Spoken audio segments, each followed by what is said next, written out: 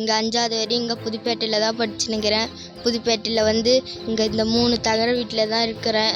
எங்களால் படுக்க முடியல, பேச முடியல எதுவும். அங்கே இங்கே படுத்தா கூட படுக்கிறதுக்கு இடம் இல்லை.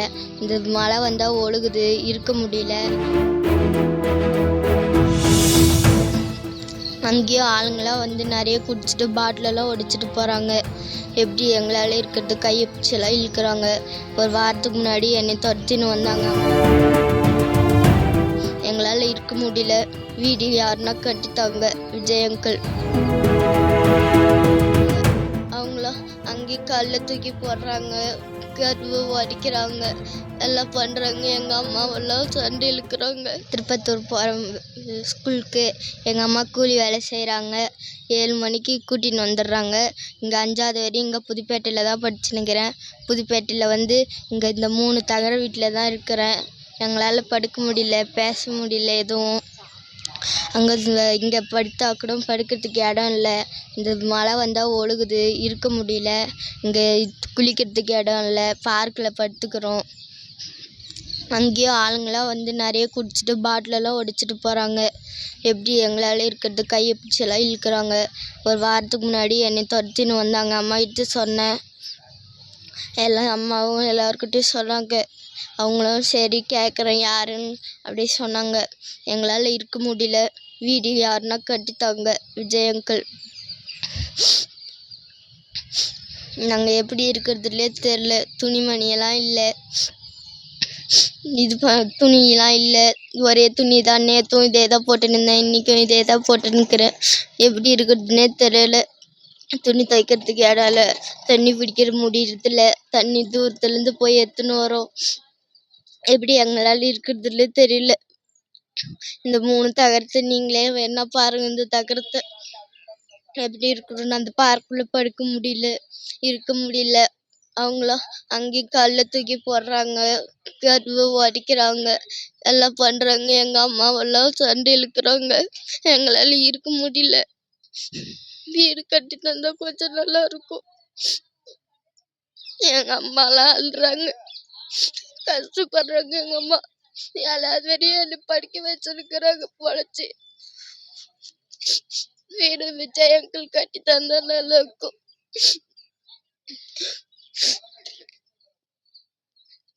வீடு கட்டி தந்தா நல்லா இருக்கும். குளிக்கிறதுக்கெல்லாம் வசதி இல்லை. வீடு மட்டும் இருந்தால் எங்களுக்கு போதும். காசு நகைலாம் எங்களுக்கு வேணாம், வீடு மட்டும் இருந்தால் போதும்.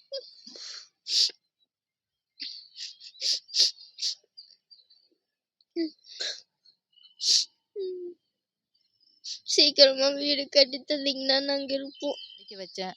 டிஎம்எஸ் ஸ்கூலுக்கு வந்து இங்கே படிக்கிறது இங்கே 5வது படிச்சுட்டு டிஎம்எஸ் ஸ்கூலுக்கு வந்து நான் அங்கே அமுச்சு விட்டுட்டேன். கூலி வேலைக்கு, அந்த வேலைக்கு, இந்த வேலைக்கு தான் போயின்னு இருக்கிறேன் நான்.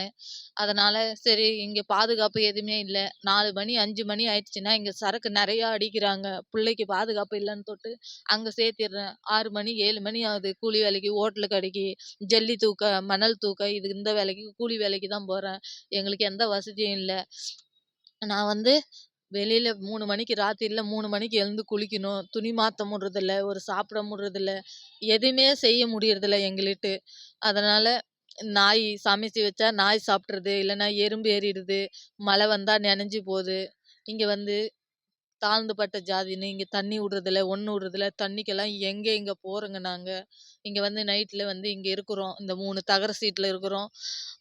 அங்கே போய் பார்க்குள்ளே நாங்கள் படுத்துக்கிறோம். அங்கே கூட வந்து நைட்டு கூட நிறையா போராட்டம், நிறைய சண்டை. 4 ஆம்பளைங்க வந்தாங்க குடிக்கிறதுக்கு. இங்கே குடிக்காதீங்க, வயசு பொண்ணுங்கள்லாம் இருக்குது, இங்கே வெளியே போங்கன்னு சொன்னதுக்கு, நீ யாரடி உந்தா இது அப்படின்னு கேட்குறாங்க. ஒரு மாதிரியாக பேசுகிறாங்க. நைட்டில் 12 மணி வரையும் 1 மணி வரையும் இங்கே சரக்கு அடிக்கிறாங்க.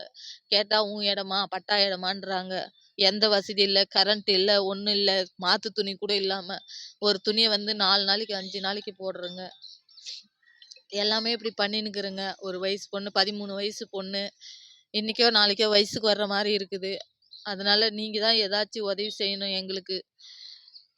அதனால என்ன பண்றது? ஏது பண்றது? எனக்கு தெரியாது. இந்த மாரி பஸ்ல நான் படிச்சுன்னு இருந்தேன்னா, எனக்கு வந்து படிப்பு அருமை எல்லாமே தெரியும். நான் படிக்காதவோ, நான் கஷ்டப்படுற மாரி அவங்கவங்க கிட்ட கேலி வாங்கின்னு கஷ்டப்படுற மாரி, என் புள்ள கஷ்டப்படக்கூடாது. அவ ஒரு நல்ல நிலைமைக்கு வந்து அவ சம்பாரிச்சு, அவ உழைப்புல சாப்புட்ணும். எனக்கு அதுதான் ஒண்ணு. என் பொண்ணுக்கோசரம் தான் நான் வாழ்றேன். இல்லன்னா எப்பயோ நாங்க மருந்து குடிச்சு செத்துட்டுக்குவோங்க. இதுதான் உண்மை.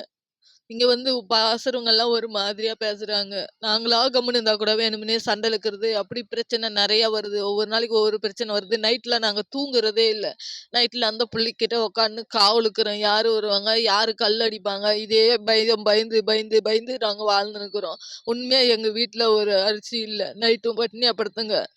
முந்தா நேத்து பட்னியா படுத்தோம். புள்ளைய வச்சுன்னு எங்க வீட்டுக்கு எந்த வசதியும் இல்ல. யாரும் குடுக்குறதில்ல. ஒரு நாளைக்கு வேலை இருக்கு, ஒரு நாளைக்கு வேலை இல்ல. இருந்தா இருந்தா போறேன். இல்லன்னா வீட்ல உக்காந்துக்கிறேன். பாப்பாள ஸ்கூலுக்கு அனுப்பிச்சுட்டு எப்போ வருவா? எப்போ வருவான்னு. இங்கேருந்து திருப்பத்தூருக்கு அனுப்புறேன். இங்கேருந்து 8 கிலோமீட்டர் இருக்கு எங்க வீட்ல. பஸ் வசதி, பஸ் பாஸுக்கு இது ஏதாச்சும் குடுத்தீங்கன்னா, அது நல்லாருக்கும். வீடு கட்டி குடுத்தீங்கன்னா, அது நல்லாருக்கும்.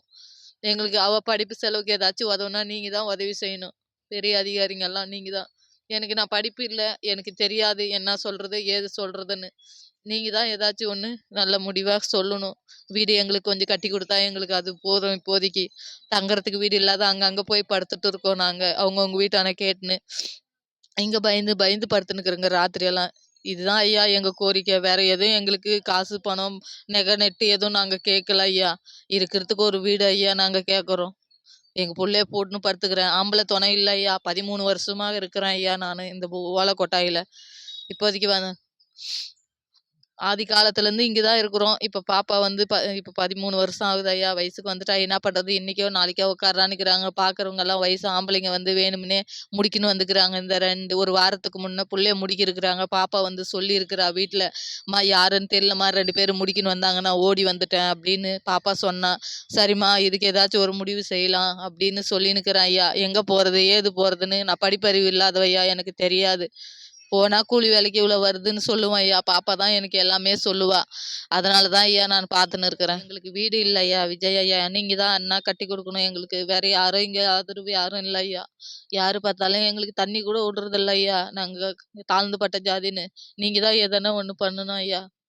பிளே ஸ்டோர் மற்றும் ஆப் ஸ்டோரில் இருந்து பாலிமர் செயலியை QR கோடு மூலம் பதிவிறக்கம் செய்யுங்கள். செய்திகளை உடனுக்குடன் பெறுங்கள்.